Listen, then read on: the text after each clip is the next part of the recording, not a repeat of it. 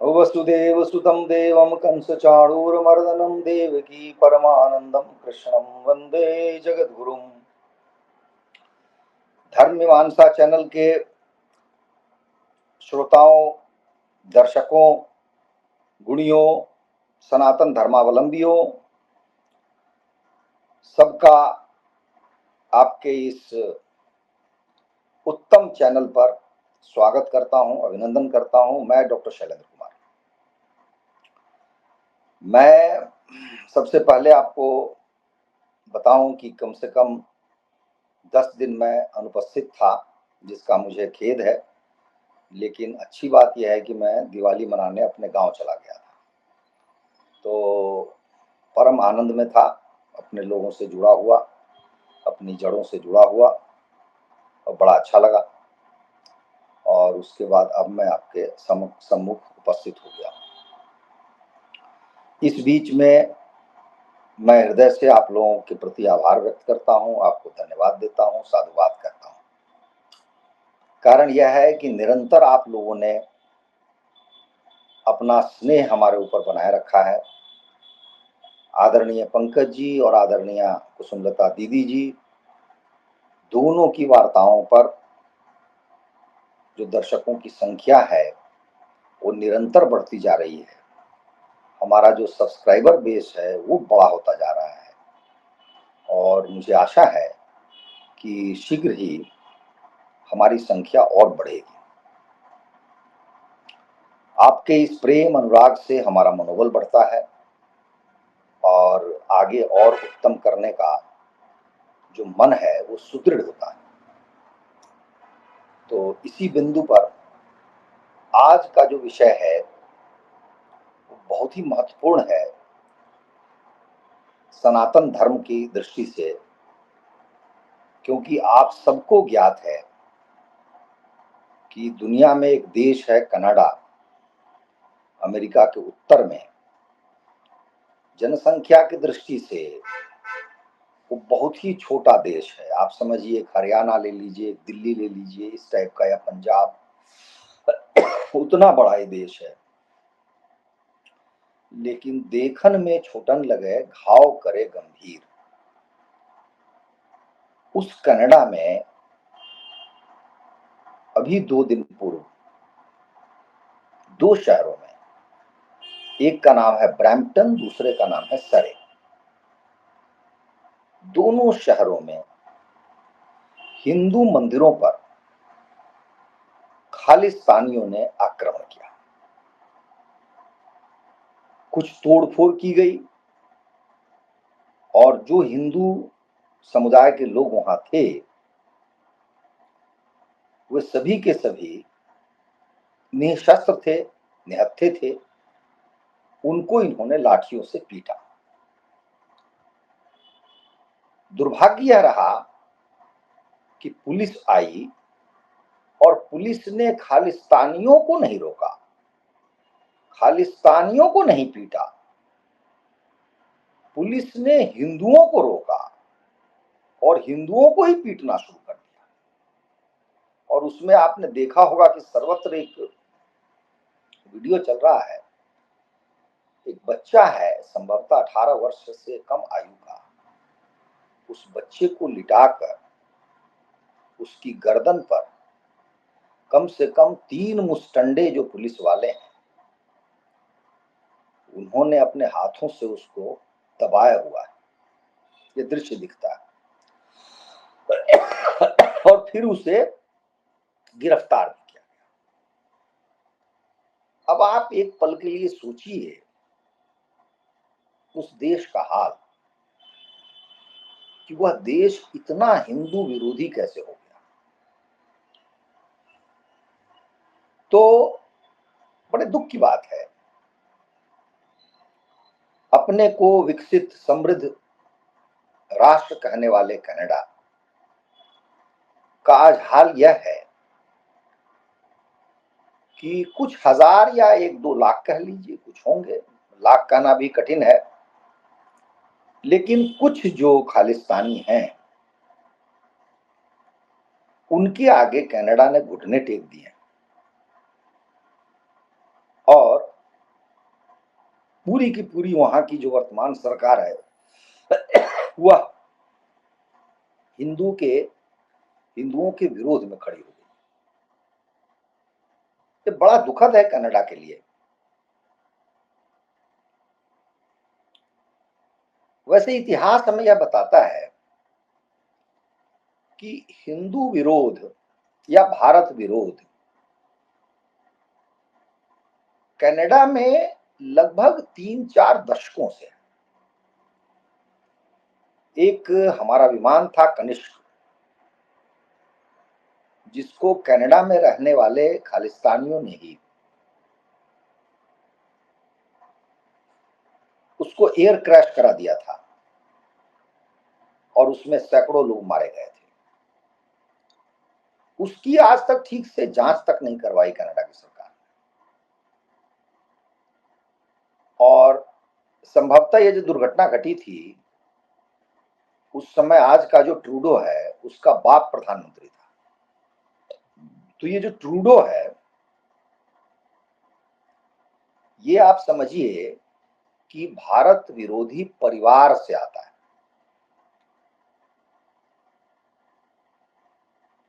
लेकिन परिवार एक छोटी इकाई होता है किसी भी देश में। यहां परिस्थिति यह हो गई है कि हिंदू विरोध के कारण कनाडा नित नए संकट में फंसता जा रहा है। कनाडा में हिंदू समुदाय जागृत हो चुका है और उस घटना के बाद हिंदुओं ने निरंतर प्रदर्शन किए हैं और मंदिरों के सामने बड़ी संख्या में आकर एकत्रित हुए हैं। उन्होंने खालिस्तानियों को ललकारा है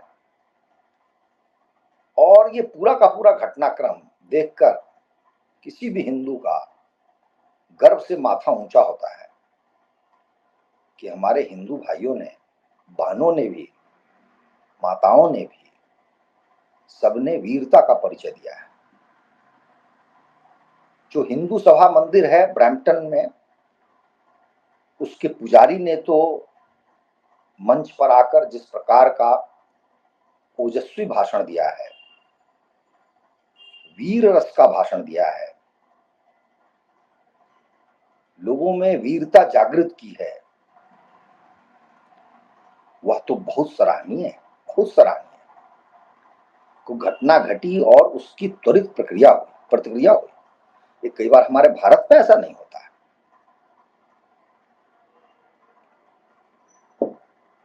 आपको ज्ञात होना चाहिए कि कनाडा में जो हिंदू लोग रह रहे हैं वो किसी भी अन्य देश से आए हुए लोगों की तुलना में बड़े ही समृद्ध, बड़े ही शिक्षित लोग हैं। तो एक प्रकार से कनाडा की जो अर्थव्यवस्था है उसको चलाने या विकास करने में उनका महती योगदान है। दूसरी ओर एक समुदाय के रूप में आप सिखों को जानते हैं और मैं तो कई बार वार्ता कर चुका हूं सिखों के विषय में। सिख समाज अपनी बौद्धिकता, ज्ञान आदि के लिए नहीं जाना जाता है, मेहनती के रूप में माना जाता है। लेकिन जो उनका बौद्धिक योगदान होता है चाहे हमारे देश में या विदेश में, वो अपेक्षाकृत कम होता है। सामान्यतया सिख बहुत पढ़ते भी नहीं।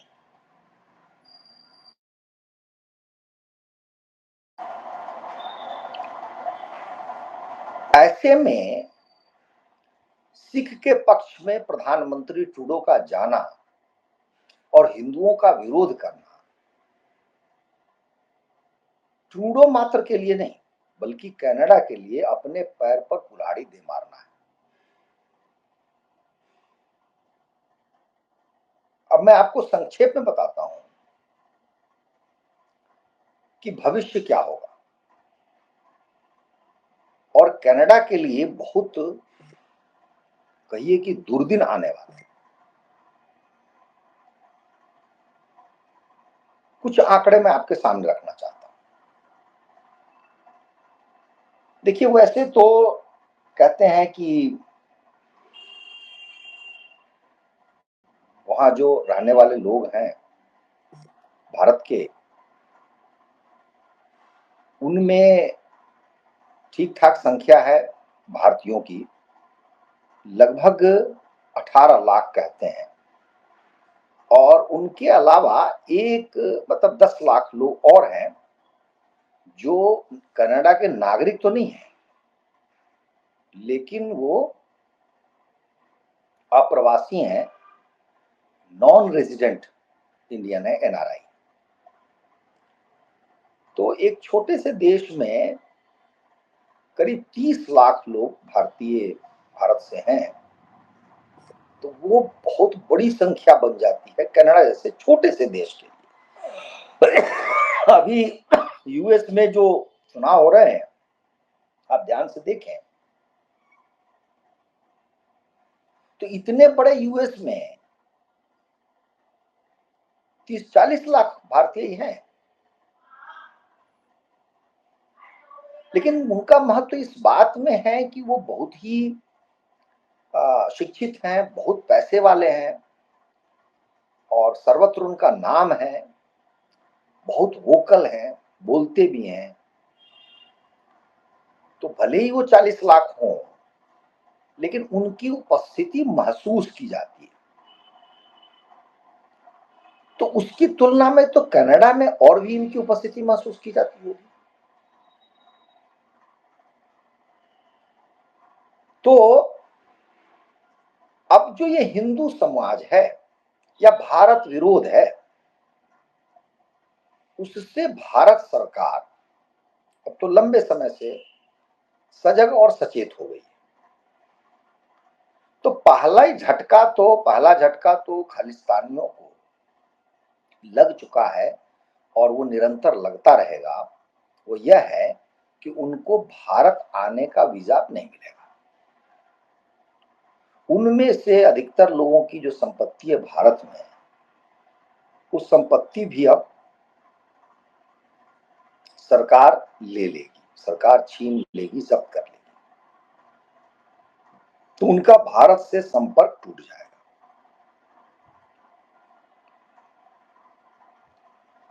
दूसरा क्या है कि जो हिंदू आज तक जाते थे कनाडा में और जाना चाहते हैं, अब उनके सामने एक संकट है, एक प्रश्न चिन्ह है।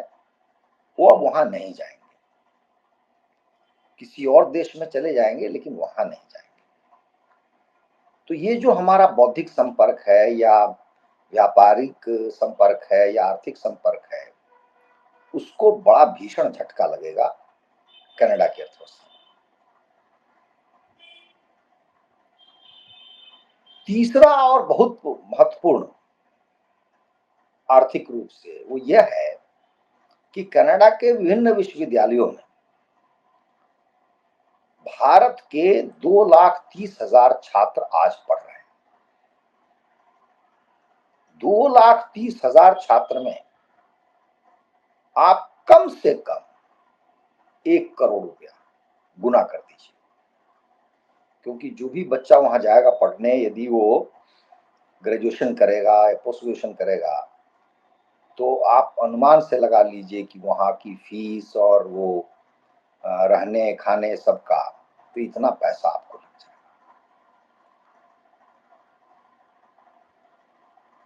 तो 230 लाख जो है, उसमें यदि आप करोड़ करते हैं तो 230 लाख करोड़ हो जाता है पैसा।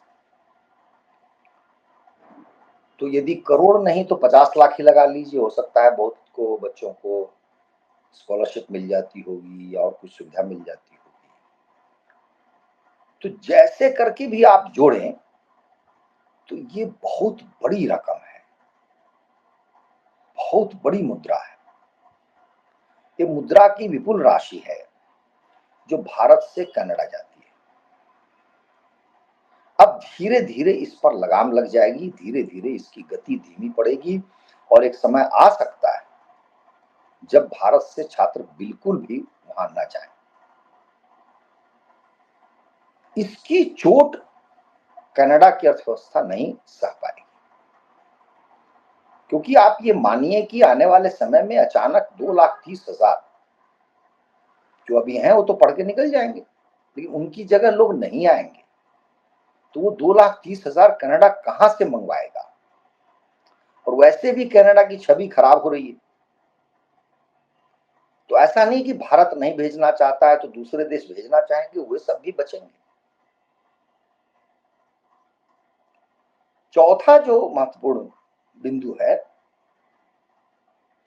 वह है कि कनाडा और भारत के बीच में जो व्यापार होता है, वस्तु और सेवा दोनों मिलाकर, वो लगभग 20 बिलियन डॉलर का है।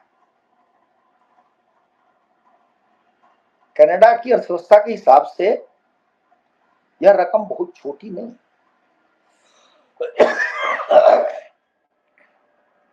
कुछ तो है जो वो बेच पाता है हमें। वैसे ये बात दूसरी है कि हमारा एक्सपोर्ट अधिक होता है और कनाडा से हम उतना इंपोर्ट नहीं करते। कनाडा की अर्थव्यवस्था अच्छी नहीं है।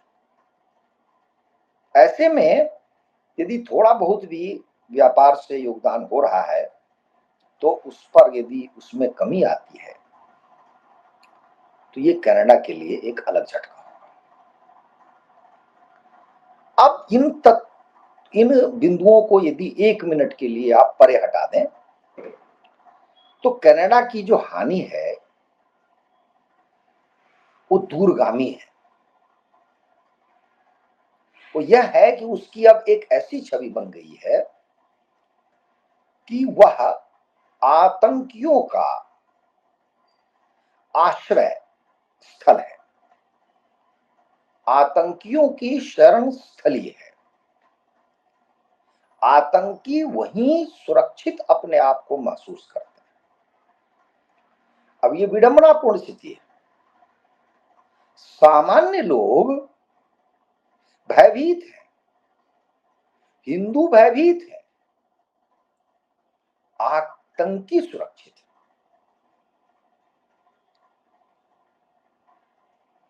तो उसकी स्थिति कुछ कुछ पाकिस्तान जैसी होती जा रही है। और भारत ने जैसे पाकिस्तान के साथ किया कि उससे संपर्क घटाकर, उससे वार्ता न करके, उससे संबंधों को कहिए कि एक प्रकार से मिटा करके पाकिस्तान की ऐसी स्थिति कर दी कि सारे संसार के लिए पाकिस्तान तनखैया हो गया, समाज बहिष्कृत और जाति बहिष्कृत जैसे होते हैं वैसे हो गया। आज उसके हाथ में भीख का कटोरा है और वो सारे संसार से मांग रहा है और उससे मिल नहीं रहा है। पाकिस्तान टूटने के कगार पर है। भविष्य में कनाडा भी वैसा ही हो जाएगा। भारत ने एक बार मन बनाया भी है या मन बनाया था कि भारत उसकी शिकायत एफएटीएफ में करेगा। एफएटीएफ एक ऐसी संस्था है जो ये देखने का काम करती है कि कौन सा देश है जो आतंकियों की फंडिंग करता है, और फिर उसके पास में लिस्ट में उसका नाम आ जाता है। उसमें ग्रे लिस्ट है, उसमें अलग अलग कलर के लिस्ट बनाई हुई है, जिससे वह देश धन प्राप्त नहीं कर सकता दूसरे देशों से भी। और ये जो आईएमएफ, वर्ल्ड बैंक जैसी संस्थाएं हैं, यूएन जैसी संस्थाएं हैं, उनसे कोई सहायता उसे नहीं मिलेगी। तो कनाडा ने सनातनियों के साथ, हिंदुओं के साथ जो दुर्व्यवहार किया है उसका वह उससे बहुत महंगा पड़ेगा, बहुत महंगा। और कुछ विद्वानों की तो बात यहां तक है, उन्होंने कही है कि संभवतः ट्रूडो चला जाए, कोई और सरकार आ जाए, फिर भी इस संबंध में मधुरता या भरोसा या विश्वास इतनी सहजता से अब बन नहीं पाएगा। रहीमन धागा प्रेम का, मत तोड़ो चटकाए, टूटे पर फिर ना जुड़े, जुड़े गांठ पड़ जाए। तो भारत अमेरिका कनाडा संबंध, दोनों के संबंधों में ऐसी गांठ अब पड़ चुकी है। अब हमें क्या करना है? हमें अब कई गुना अधिक शक्ति के साथ और सनातनी होना है। कनाडा में जो कुछ भी हो रहा है उसका कारण एकमात्र यह है कि आज संसार में जो हिंदू समाज है वो बहुत ऊपर बढ़ रहा है हर क्षेत्र में, और हिंदू समाज और भारत एक दूसरे के लिए अन्योनाश्रित है। एक दूसरे का, समझिए कि एक जो हिंदू समाज है वही भारत है और जो भारत है वही हिंदू समाज है। तो उस प्रकार बढ़ता हुआ भारत या बढ़ता हुआ हिंदू समाज संसार देख नहीं सकता, संसार को देखा नहीं जा रहा है। आज से 30-40 साल पहले किसी खालिस्तानी ने यह कल्पना नहीं की थी कि भारत इतना बढ़ेगा, इतना बढ़ेगा, इतना बढ़ेगा कि उसके सामने कनाडा एक चींटी की तरह दिखेगा। अमेरिका जैसा देश भी बहुत कुछ नहीं कर पाएगा, क्योंकि अभी जो कुछ भी कनाडा कर रहा है उसमें आप ये मानिए कि उसकी पीठ पर अमेरिका का हाथ है। यदि अमेरिका का हाथ न हो तो संभवतः कनाडा ऐसा नहीं कर सकता। हमारे यहाँ कहावत है कि ईश्वर जो करता है अच्छा ही करता है। मैं भी मानता हूं कि जो कुछ भी हुआ अच्छा ही हुआ। कनाडा आज निर्वस्त्र है, नग्न है हमारे सामने। आने वाले समय में वो भीख का कटोरा लेकर के पूरी दुनिया में भागेगा और संभवतः उसे भीख मिलना भी मुश्किल हो जाएगा। और यदि वो भारत की नजर से, हिंदुओं की नजर से गिर गया तो फिर से उठ नहीं पाएगा। वैसे भी कनाडा जैसे देश कोई देश नहीं है, कोई राष्ट्र नहीं है, कोई उसका इतिहास नहीं है। इन लोगों ने भीषण अत्याचार किया है कनाडा में रहने वाले मूल निवासियों पर, जो वहां के लोग हैं आज भी। उनकी स्थिति अत्यंत दयनीय है। मेरा सौभाग्य है कि अमेरिका में रहने वाले ऐसे मूल निवासियों को मैंने स्वयं अपनी आंखों से देखा। मैं उनके घर गया, उनके साथ जो बाहर के बहुत सारे लोग काम करते हैं उनसे मेरी भेंट वार्ता हुई। और मैं आपको कह सकता हूँ कि ये जो गोरे हैं यूरोप के, इन लोगों ने कनाडा हो या अमेरिका हो, वहाँ के मूल निवासियों पर जो अत्याचार किया है और उनकी जो आहें हैं, उनका जो दुख दर्द है, वो इनका पीछा नहीं छोड़ेगा। इनकी बड़ी दुर्गति होनी तय है। तो हमारे लिए धर्म सब कुछ है। हम धर्म के मार्ग पर चलें, चलते रहेंगे, हम और सुदृढ़ होंगे। सुदृढ़ होने के मार्ग पर ऐसे छोटे बड़े शत्रु तो हमें दिखेंगे ही दिखेंगे। इसीलिए हम असुर निकंदन को याद करें, भगवान श्री राम को याद करें, और वही हैं साधु संत के तुम रखवारे। तो साधु संत के रखवारे हमारे भगवान राम हैं और उन्हीं के आशीर्वाद से सब कार्य संपन्न होते हैं। तो इसी बिंदु पर मैं अपनी वाणी को विराम देता हूँ। आपसे पुनः आग्रह करता हूँ कि आप इस चैनल से जुड़ें, इसको सब्सक्राइब करें, इसको लाइक करें और टिप्पणी भी करें।